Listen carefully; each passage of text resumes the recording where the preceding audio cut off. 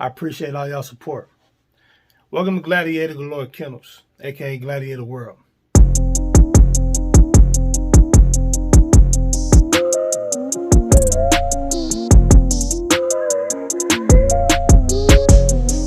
It's alright, baby. You alright.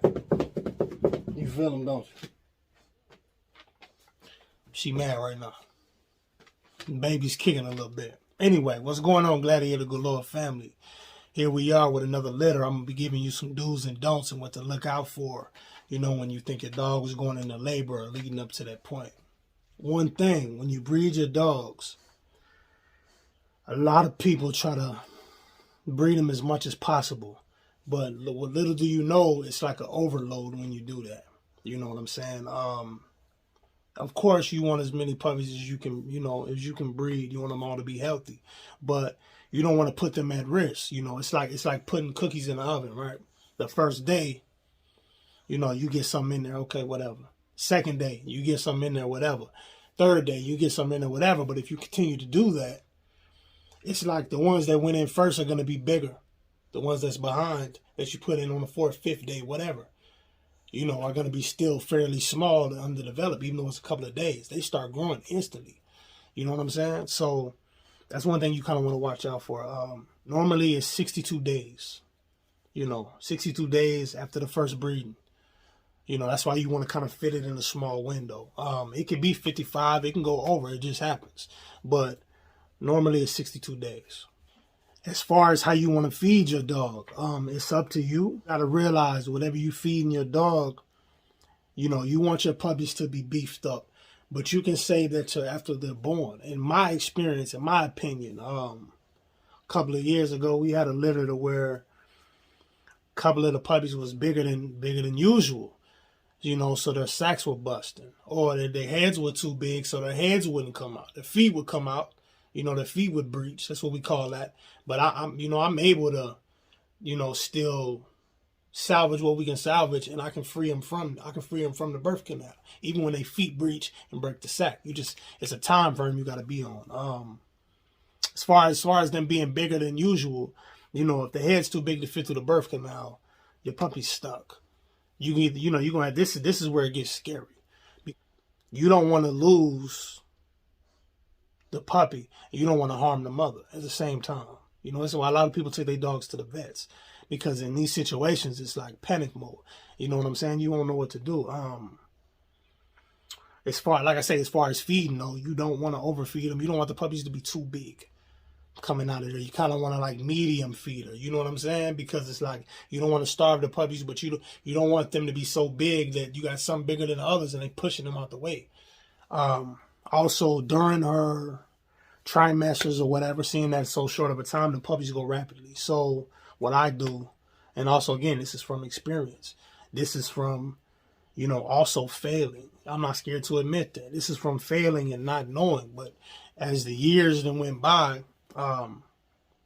not letting your pregnant dog be as active as they usually would. I mean, once mine breed, I already have a control setting as it is. You know what I'm saying? But once mine breed, the mother automatically, she socializes, but at a distance. She don't need to be playing and you know what I'm saying, roughhousing, because from day one, I don't take no precautions. You know what I'm saying? I care about them making it safely. You know what I'm saying? I care about her making it safely, because it's like this, man. If something happened to them puppies while they inside of her, and they not kicking to get out, they gonna be stuck. She gonna push, but I mean, you putting her through more than you put. She pushes, and they try to get free. That's how it works. But if they not moving and they all dead, Lord forbid. But if they ain't moving and they all dead, just from you roughhousing her, jumping on and off of things, or on and off the bed, or your kids playing with them, or you thinking it's normal, other dogs knocking into them. That might work with a smaller dog because they're not as rowdy, or a lap dog. But these ain't lap dogs, these are bully breeds. You know what I'm saying? They bred to be rough, All right, as far as going into labor, around like the 60th day, I said 62, but around the 60th day, I've already prepped a week before, but that's when I start looking for labor signs. You know, I start looking for the heavy panting or the nesting that they do when they move stuff around. You know, you might put some towels in there or certain bedding, you know, like the little hamster look, red cedar. That's what I use. But I get that from Rural King, your local tractor supply. But like $5-6 a bag, you know, knee high from the knee high like that. So, you know, I get that, and as you know, she starts moving that bedding around. You kind of pay attention, like, okay, if we finna go into that, you know, we finna go into that stage to where she's prepping. She can feel it. The baby's getting a little too big for her to hold on to, right? You also want to start looking at her breasts. Although she has however many nipples she have, all of them won't get swole up, but how much milk she produces, you know, how quick her breasts swell up, lets you know also how many puppies her body's getting ready for, you know. Also might want to step out and get some supplies, right? You know, you always need some gloves on deck. Keep you some gloves, you know, some tarps.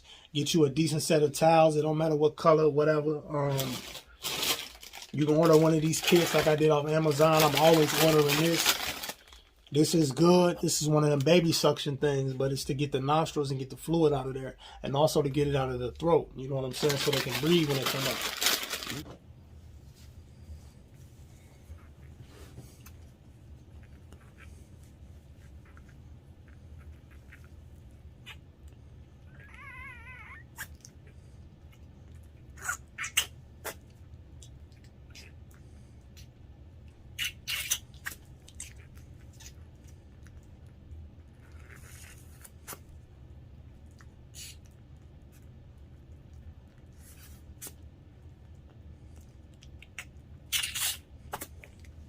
We done saved a lot of puppies having that tool, right? You know, also keep you some syringe, some syringes. You know, maybe a bottle. Hold on, maybe a bottle or two. I mean, you never know. You just want to be prepared. You know what I'm saying? Keep you a set of scissors on deck. You know, whatever. A garbage can close, tarps. Get you a couple of heating lamps. You know what I'm saying? You want to, you know, a heating pad also.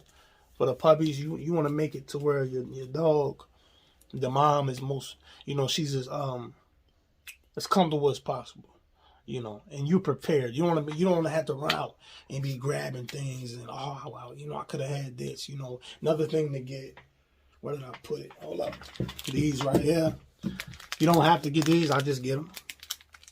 You know, Amazon.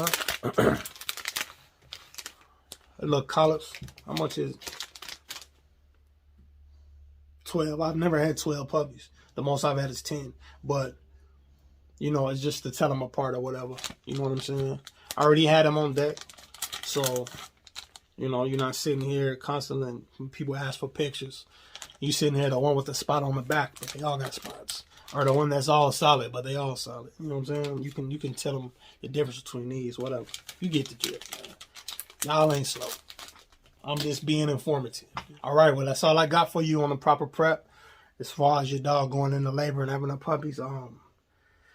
Saturday, April 3rd, 2021. It might not be the night. You know, her due date was today. But more than likely, the way she worked with her past litter, she always have them unexpectedly. Like, I came home from the gym one time and one or two of them already out there. She did the work by herself. You know, usually I help her. You know what I'm saying? Because I done had her since she was a puppy, so I raised her and showed her how to do this. I mean, her instincts kick in, but she might need a little help.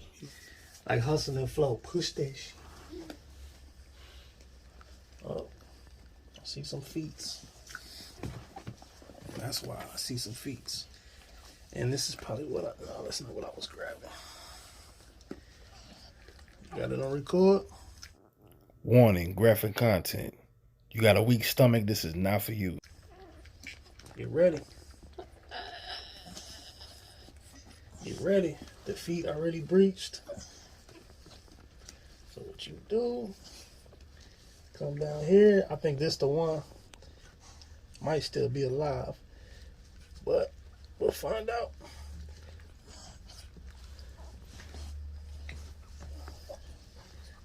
Okay. bust the little nigga sack open. Get up in there. You scared to get up in there? Get up in there. Help her with the sack.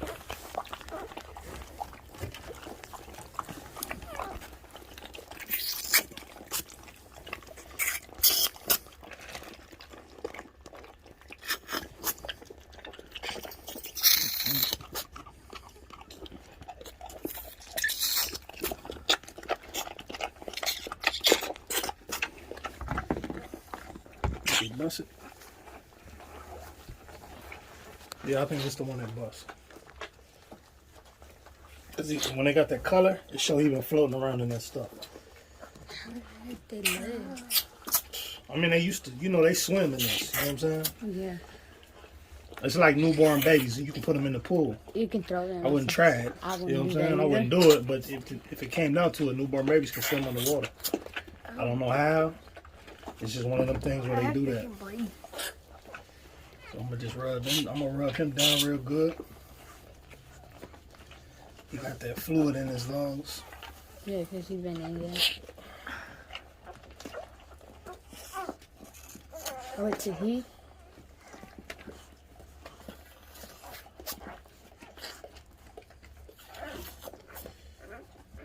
Oh no, this is a girl. Man, that's a big girl. And then you're like, it's a girl. It's a girl. Extra. Oh. Oh, girl, that look like you. I'm trying to. She always do that. She always trying to snatch her. I'll be doing this, and she try to bite the leg. Come on, we gotta get you right. You've been in that water for too long. Come on. You've been in that water for too long. Make it. You've been waiting in that water, baby. Come on. Come with your sister. That's another Come girl. with your sister. I didn't think you was gonna make it. I've been waiting for you. That fluid up out of there. Blue, do your business. Do your business. Yeah, so like I said, just stay tuned. I got some more videos dropping. I just been, putting all my energy towards this right here. But we definitely got some content on the way. Stay tuned. Gladiator Galore, it's your boy Kane. I'm out.